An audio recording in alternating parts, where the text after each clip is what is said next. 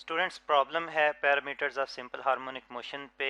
Actually कुछ mathematical quantities हैं जो सिंपल हार्मोनिक मोशन से जो है वो रिलेट करती हैं, यानी कि उसको मैथमेटिकली और फिज़िक्स में यानी कि फ़िज़िकल क्वांटिटी के लिहाज से जो है वो डिफ़ाइन करती हैं उसकी करैक्टरिस्टिक्स को, उसकी कुछ खसूसियात को।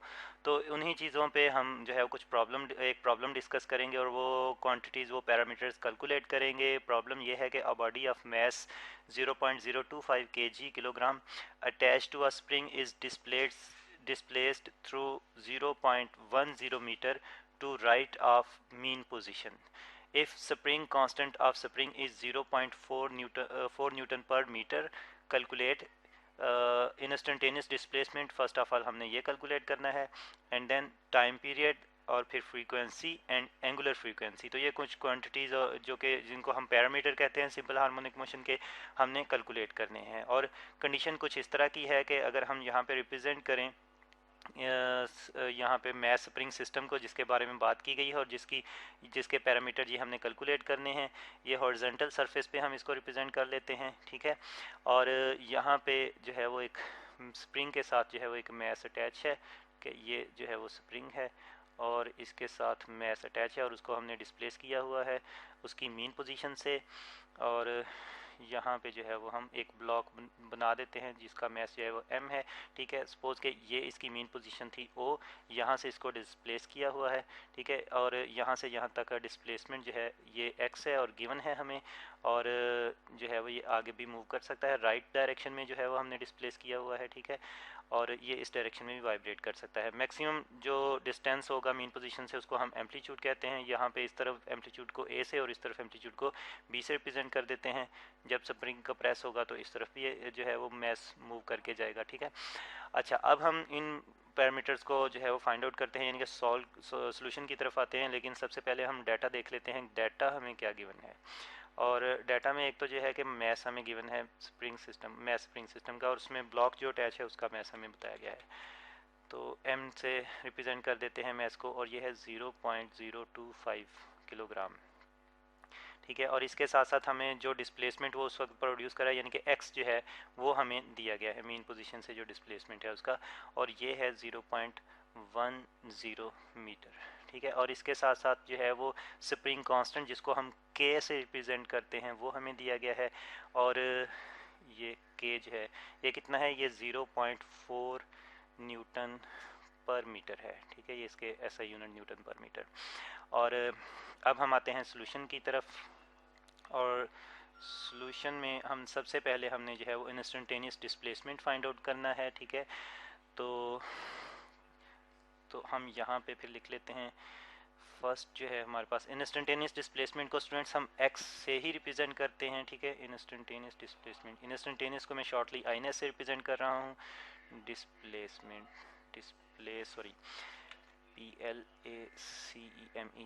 ज़रा प्रॉपरली लिखते हैं, ठीक है। और ये जो है वो x से रिप्रेजेंट किया जाता है। और स्टूडेंट्स इंस्टेंटेनियस डिस्प्लेसमेंट वही है जो कि एक्चुअली इस इंस्टेंट पे जो कि एक्चुअली हमें जो है बताया जा रहा है, ठीक है।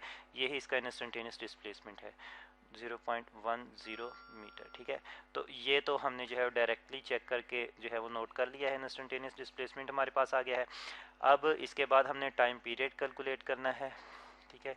और टाइम पीरियड कैलकुलेट करते हैं। अब कैसे कैलकुलेट करते हैं, यहाँ पे टाइम पीरियड को कैपिटल T से रिप्रेजेंट करते हैं, ये हमने फाइंड आउट करना है। इसके लिए फार्मूला होता है मैस स्प्रिंग सिस्टम के टाइम पीरियड के लिए फार्मूला जो है हमारे पास है वो है 2 pi into square root of m/k। मैं m जो है ये मैस है, मैस स्प्रिंग सिस्टम का, और k जो है इसका स्प्रिंग कांस्टेंट है, ठीक है। अब वैल्यूज़ पुट करते हैं और कैलकुलेट करते हैं। तो t हमारे पास आ जाएगा 2 इंटू, और पाई की वैल्यू जो है ये पुट करते हैं 3.14, ठीक है। और साथ में स्क्वायर रूट ऑफ m जो है यहाँ पे 0.025 kg है, ठीक है। ये है हमारे पास। तो ज़रा रीचेक कर लेते हैं। हाँ जी, ठीक है, 0.025 kg ही है। और इसको मैं स्प्रिंग कांस्टेंट से डिवाइड करेंगे जो कि है हमारे पास 0.4 न्यूटन पर मीटर, ठीक है, ये है।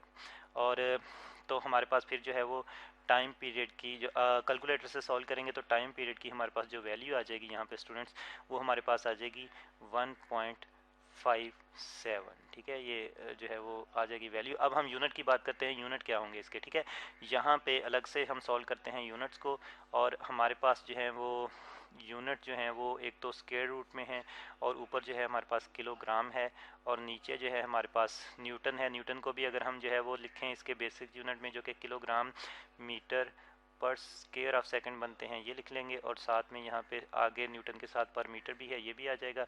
अब ज़रा गौर करें कि मीटर और पर मीटर आपस में कैंसिल आउट हो रहे हैं, और केजी से कैंसिल आउट हो रहा है। ठीक है, तो ये और ये कैंसिल आउट हो रहे हैं, और केजी से कैंसिल आउट हो रहा है।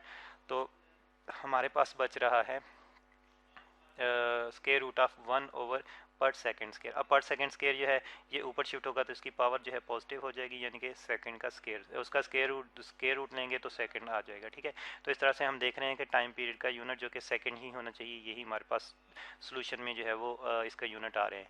तो ये हमारे पास आ गया टाइम पीरियड। ठीक है, और इसके बाद हमने फाइंड आउट करनी है इसकी फ्रीक्वेंसी कैलकुलेट करते हैं।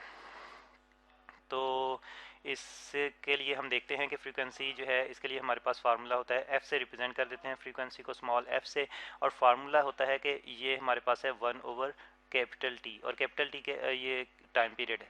और इससे हमें पता चल रहा है कि फ्रीक्वेंसी जो है रेसिप्रोकल ऑफ टाइम पीरियड। हम पहले जो है वो देख भी चुके हैं इसको डिस्कशन में कि फ्रीक्वेंसी जो है रेसिप्रोकल होता है टाइम पीरियड का।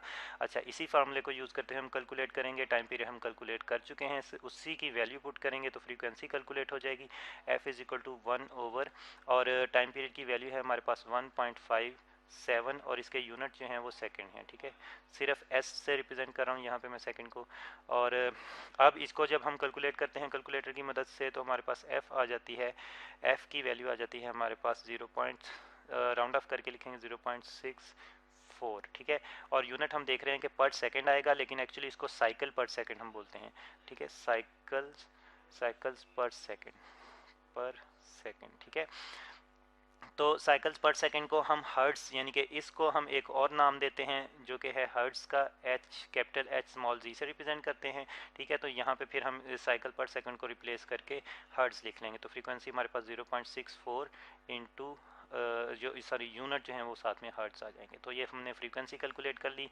अब जो हमने पैरामीटर कैलकुलेट करना है वो है एंगुलर फ्रीक्वेंसी, और एंगुलर फ्रीक्वेंसी हम जो है वो कैलकुलेट करते हैं, एंगुलर फ्रीक्वेंसी हम कैलकुलेट करते हैं ओमेगा से रिप्रेजेंट कर लेते हैं। पहले तो इसकी रिप्रेजेंटेशन की बात करते हैं, ओमेगा से एंगुलर फ्रीक्वेंसी को कैलकुलेट करते हैं। ठीक है, और इसके लिए हमारे पास फार्मूला होता है 2 पाई एफ। ठीक है, एफ जो कि लीनियर फ्रीक्वेंसी पहले हम कैलकुलेट कर चुके हैं वो है। ठीक है, और 2 पाई यहाँ पे जो है इसका मतलब है कि ये एंगल को हम रेडियन में लेंगे। सही है। अच्छा, तो अब वैल्यूज़ पुट करते हैं और एंगुलर फ्रीक्वेंसी को कैलकुलेट करते हैं।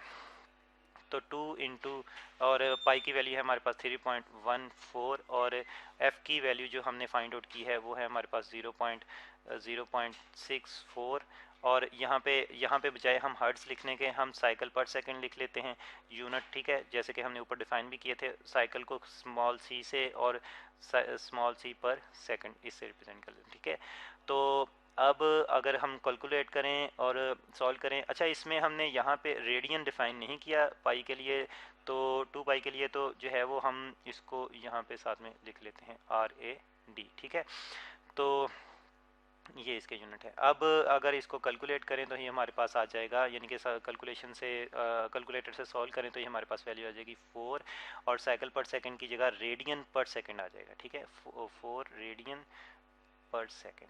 ठीक है, तो ये हमारे पास एंगुलर फ्रीक्वेंसी आ गई। तो यही वो पैरामीटर्स थे जो हमने कैलकुलेट करने थे। इंस्टेंटेनियस डिस्प्लेसमेंट हमने फाइंड आउट किया, टाइम पीरियड फाइंड आउट किया, फ्रीक्वेंसी कैलकुलेट की, और फिर एंगुलर फ्रीक्वेंसी कैलकुलेट की। तो ये हैं वो पैरामीटर्स, और इनकी जो है वो हमने वैल्यूज़ फाइंड आउट की हैं एक प्रॉब्लम के लिए। तो आई होप कि आपको क्लियरली आइडिया हो गया होगा कि पैरामीटर्स अब हमने किस तरह से कैलकुलेट करने हैं सिंपल हार्मोनिक मोशन के